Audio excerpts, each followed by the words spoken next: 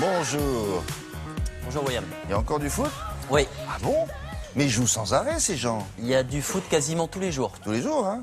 J'ai pas C'est vrai rêvé. que la Coupe d'Europe s'étale du mardi au jeudi. D'abord la Ligue des Champions, ensuite la Ligue Europa, Ah. dont on va parler maintenant avec une victoire oui. historique. J'ai vu ça. Ouais. Pour la première fois, Guingamp a remporté un match de Coupe d'Europe. Regardez, c'était hier soir en Ligue Europa. Guingamp a battu le leader du championnat grec, le PAOK Salonique, 2-0 grâce à ce doublé de Sylvain Marveau, avec notamment ce coup franc magnifique en pleine lucarne. Et la belle histoire continue pour Guingamp, vainqueur de la Coupe de France en mai. Sachez qu'il y avait plus de spectateurs dans le stade du Rodourou hier soir qu'il n'y a d'habitants dans cette ville de Guingamp qui compte à peu près 7000 âmes et un peu plus de 8000 spectateurs hier. Et puis Lille avait fait le plus dur en ouvrant le score à Wolfsburg en Allemagne, un penalty d'Origi en fin de match. Mais dans la foulée, vous allez le voir, égalisation superbe d'un autre Belge, De Bruyne. Score final, 1 partout. Ah oui. Et puis déception pour les Verts, accrochés dans le chaudron par les Ukrainiens de Dniepropetrovsk. 0-0. Le gardien de Saint-Etienne, Stéphane Ruffier, a repoussé un penalty en première mi-temps. Après 2 journées, les 3 clubs français sont tous relativement bien placés dans cette Ligue Europa, dans la course au 16e de finale.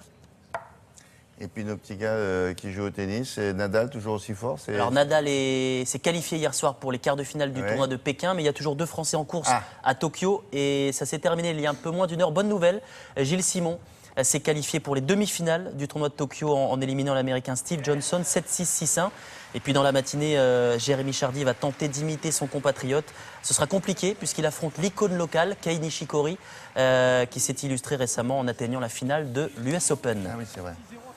Du rugby à 13, Perpignan, équipe chère à notre rédacteur en chef Laurent Boussier, échoue aux portes de la finale.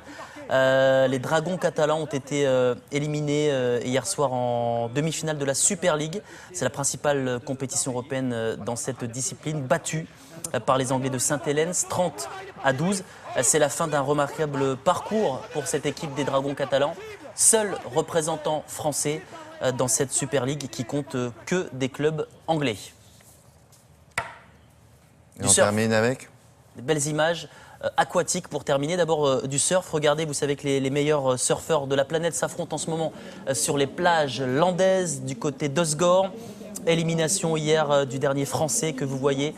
Jérémy Flores a été sorti au 3e tour par l'actuel numéro 1 mondial. Il faut qu'on nous explique en quoi ça consiste cette compétition. Qu'est-ce qu'il faut faire? Pourquoi on se fait sortir? Alors en fait, pourquoi on reste? Ça serait bien un jour. Oui, en fait, ça fera l'objet d'un beau reportage. C'est vrai. Eh ben, on ira à Osgore l'année prochaine. On termine avec le plus beau rassemblement de voiliers au monde qui continuent leur parade en ce moment dans la baie de Saint-Tropez. 300 bateaux, dont une centaine classés monuments historiques. C'est jusqu'à dimanche. Alors, quand on dit que ces bateaux sont classés monuments historiques, ça veut dire que certains peuvent bénéficier de subventions pour l'entretien, qui coûte évidemment très cher. On rappelle que une dizaine de voiliers ont été construits au 19e siècle.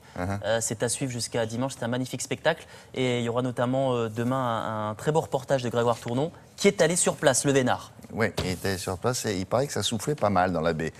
Merci beaucoup. Donc vous avez gagné un reportage pour la prochaine fois, Osgore. Pas mal, non? J'espère que vous tiendrez votre promesse. Je vous le signe. Il y a des grandes familles comme ça qui ont marqué l'histoire et qui continuent de fasciner des siècles plus tard. Si je vous dis Borgia, vous avez peur, vous avez raison.